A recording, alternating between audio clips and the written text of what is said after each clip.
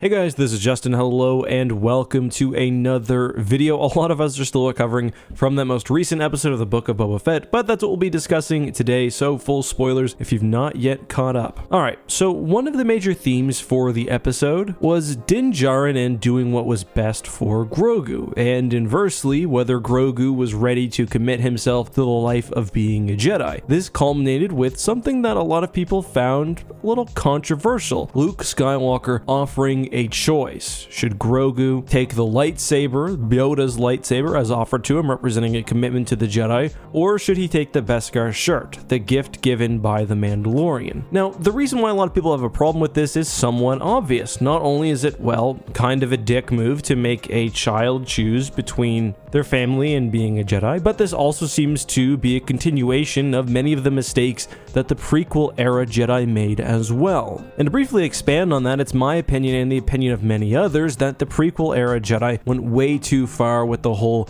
no attachments thing. I think the distinction that they should have made is between healthy, normal love, whether family or otherwise, and unhealthy attachments, so like obsession or unrelenting fear of losing someone. Despite the strict rules, pretty much all of the healthy relationships in Anakin's life are seen as an unquestionably positive thing. Obi-Wan is a positive influence in his life because he loves him like a brother. He's ultimately redeemed by the love for his son, and that causes him to turn on the dark side. And really, what happened with Padme happened largely because Anakin did not have a healthy way to express ordinary fears. When he approached Yoda in episode 3, he wasn't given any meaningful support, and this sent him down an even darker path as his attachment to Padme became more fearful and less healthy. So with that in mind, I think it's pretty understandable why some people would be frustrated that Luke seems to be making the same mistakes. But is that really what's happening in episode 6 of the Book of Boba Fett? I personally don't think so. I think what Luke is trying to do is genuinely determine whether Jedi training is in the best interests of Grogu. He explained earlier in the episode that he doesn't feel like the child's heart is necessarily in training, that he obviously misses the Mandalorian. Missing your adoptive father isn't necessarily a bad thing in my opinion, especially under this new understanding of what healthy attachments can be. That being said, if the feeling is overwhelming to the point where training is impossible, then it's probably not the right path. And I think that's why Luke offers this choice. He presents the reality of being a Jedi very clearly, that you won't see your father as much, especially given how your lifespan works. But I very much doubt that in the end this was an either or question. I don't think Luke would withhold the Beskar if Grogu took the lightsaber,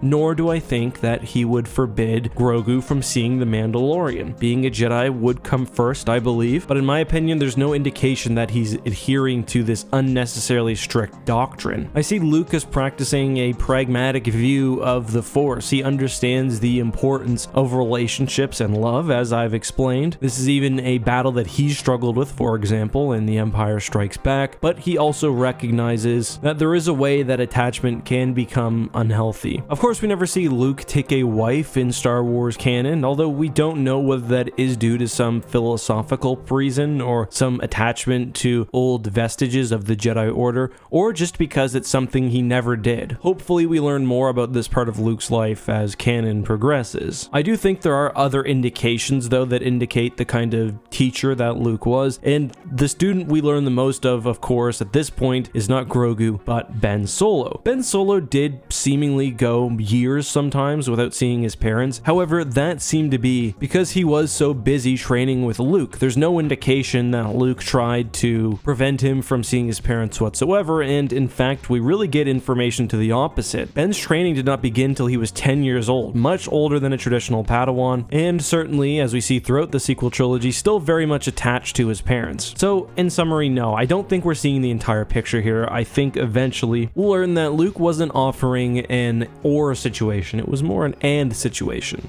I will also note that although the Jedi of the Republic era did try to to limit family or personal attachments, they never tried to impede an individual's ties to their culture. We see many Jedi take on their traditional cultural garb or markings, so from that sense, that's another reason why Grogu should be able to wear his chainmail. He isn't just a Jedi, he is meaningfully a Mandalorian as well. The final thing I want to touch on in this video is how Luke handled training Jedi in Star Wars Legends. Now, this isn't necessarily applicable for two reasons. First of all, obviously Legends isn't canon anymore, and it may not necessarily influence the development of Luke's Jedi Order in canon, but also importantly, most of the lore about Luke's Jedi was actually invented before even Episode 1 came out. And in Legends, Luke had none of the kind of traditional restrictions of being a Jedi. We know, of course, that he got married to Mara Jade. He trained all of the Solo children and his own child. Children weren't really separated from their families. They were physically taken to the Yavin Praxium to learn. But as we see, for example, in the Young Jedi Knights series, they still had contact with their families and would even leave sometimes for family emergencies. But again, those stories were largely written before anyone had even conceptualized the fact that there may be some rule against full Jedi attachment, because that's not really evident based on the original trilogy. That, however, guys, is all I've got for today's video. Do you think Luke made a mistake, or